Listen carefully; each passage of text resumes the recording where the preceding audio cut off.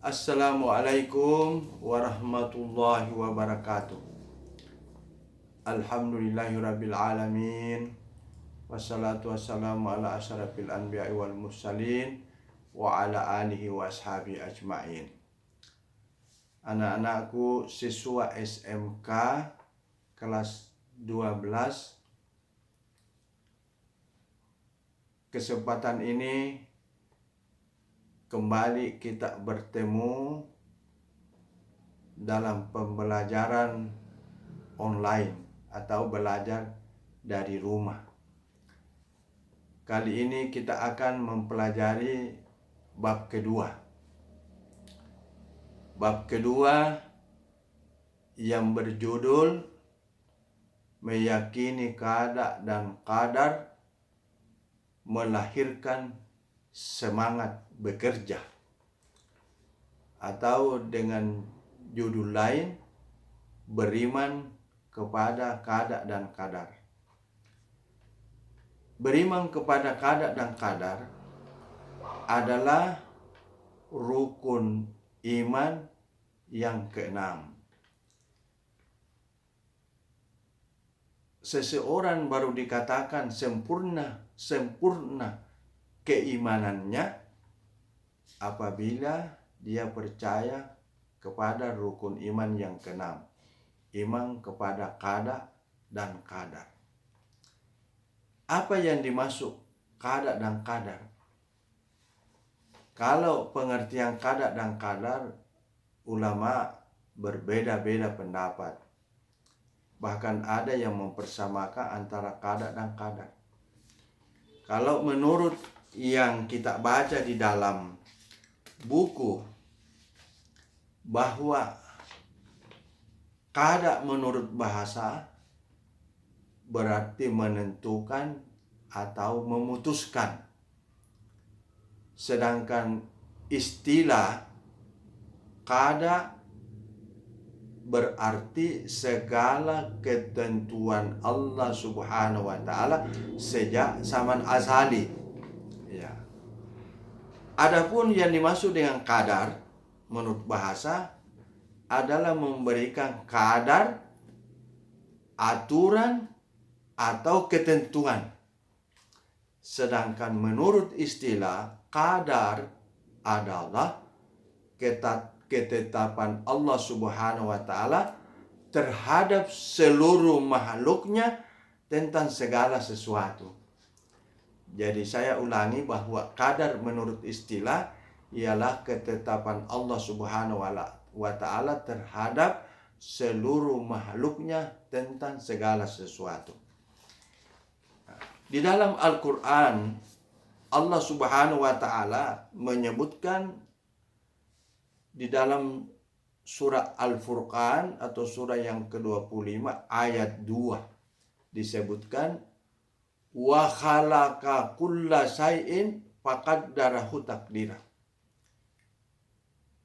Dan dia menciptakan segala sesuatu lalu menetapkan ukuran-ukurannya. Jadi menciptakan sesuatu dan menetapkan ukuran-ukurannya dengan tepat. Di ayat yang kedua, surat At-Talaq, ayat 3, qad ja'alallahu likulli syai'in qadran. Sesungguhnya Allah telah mengadakan ketentuan bagi setiap sesuatu. Jadi inilah dasar di dalam Al-Quran, dalilnya yang berkaitan dengan qada dan qadar Allah Subhanahu wa taala. Jadi sesuai firman Allah Subhanahu wa taala tersebut bahwa segala sesuatu yang terjadi di alam semesta ini termasuk pada diri manusia sendiri, baik buruk, susah senang, dan segala gerak-gerik hidup itu tidak terlepas dari qada dan qadar yang bisa juga disebutkan dengan takdir Allah Subhanahu wa taala. Jadi qada dan qadar ini berkaitan dengan ketentuan Allah atau takdir Allah Subhanahu wa taala. Ya. berkaitan dengan qada dan qadar ada hubungannya dengan takdir, ikhtiar, doa dan tawakal. Ya. Takdir. Apa yang dimaksud takdir? Ketentuan Allah. Ketentuan Allah ini atau takdir ini dapat dibagi dua. Ya. Ulama membagi dua. Ada namanya takdir mubran, adalah takdir yang terjadi pada diri manusia dan tidak dapat diusahakan atau tidak dapat ditawar-tawar lagi oleh manusia. Misalnya orang yang dilahirkan dengan mata sipit, dilahirkan dengan mata bola, tidak bisa dirubah-rubah. Orang dilahirkan kulit putih dengan kulit hitam. Orang dilahirkan jenis kelamin laki-laki dan wanita. Sedangkan takdir mu'allaq adalah takdir yang erat kaitannya dengan ikhtiar manusia. Erat kaitannya dengan usaha manusia. Misalnya seseorang bercita-cita menjadi insinyur pertanian. Tentu dia sekolah di jurusan pertanian. Atau dengan kata lain bahwa takdir mu'allaq ini adalah ada hubungannya dengan usaha dan potensi manusia. Kalau manusia mau pintar, rajin belajar. Kalau manusia mau sukses di dalam usaha atau bisnis, rajin bekerja. Kalau malas bekerja, bisa kehidupannya susah. Anak-anakku sekalian yang dirahmati Allah Subhanahu wa Ta'ala. Jadi kaitan dengan qada dan qadar ini ada 4 hal yang sangat berhubungan. Yang pertama takdir. Ya, yang kedua ikhtiar. Jadi kita sudah sebutkan tadi bahwa takdir terbagi dua, ada takdir mubran, ada takdir mu'allaq. Ada takdir yang susah dirubah, ya, dan ada juga takdir yang ada hubungannya dengan usaha dan potensi yang ada pada manusia. Kemudian yang kedua berkaitan dengan ikhtiar. Ya. Ikhtiar itu adalah berusaha dengan sungguh-sungguh sepenuh hati dalam menggapai cita-cita dan tujuan. Allah Subhanahu wa Ta'ala menentukan takdir kita. Sebagai manusia berkewajiban melakukan ikhtiar atau usaha dengan semaksimal mungkin. Allah sendiri berfirman di dalam Al-Quran, Innallaha la yughayyiru ma biqaumin hatta yughayyiru ma bi anfusihim.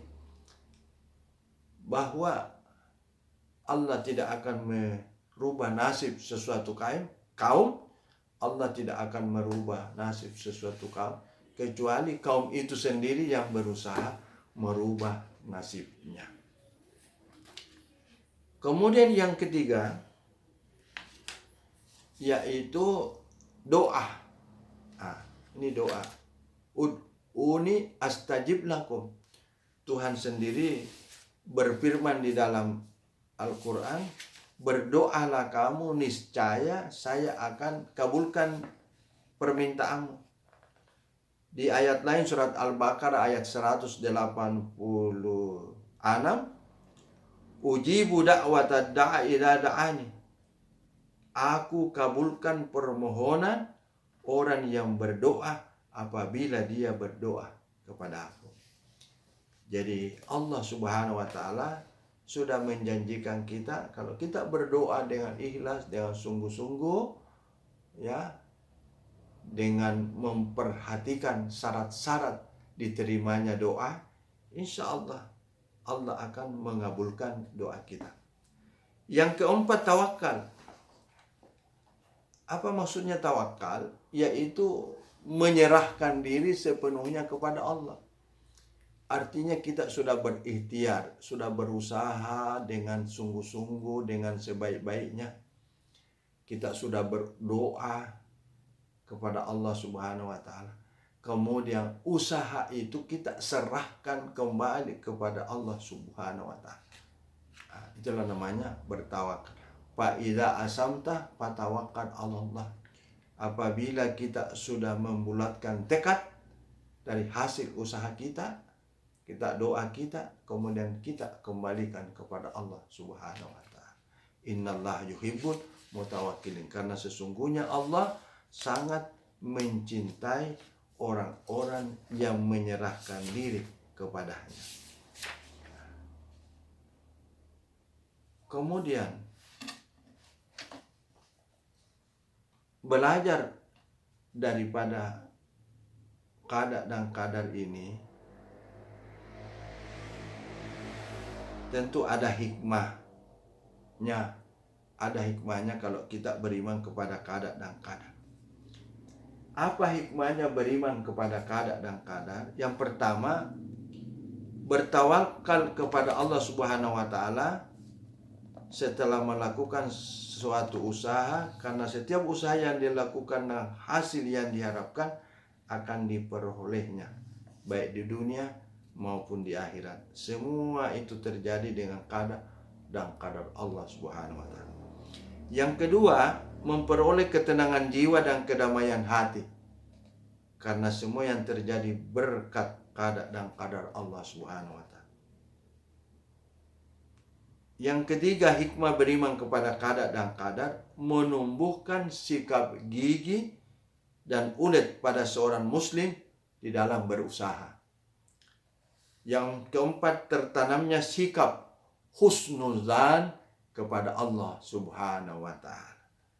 Husnuzan artinya berprasangka baik, berprasangka optimis kepada Allah Subhanahu wa taala. Yang kelima, tidak sombong dan membanggakan diri ketika memperoleh apa yang diinginkan. Kemudian tidak merasa sedih dan kesal hati di saat apa yang diinginkan tidak tercapai. Kalau ada keinginan tidak tercapai, ya itu kembalikan kepada Allah Subhanahu wa taala. Tentu ada hikmahnya. Selanjutnya, penerapan perilaku mulia. Artinya bagaimana menerapkan perilaku kita dalam kehidupan sehari-hari berkaitan dengan qada dan qadar. Yang pertama, selalu menjauhkan diri dari sifat sombong dan putus asa. Yang kedua, banyak bersyukur dan bersabar. Kalau kita sukses dalam usaha, maka kita bersyukur.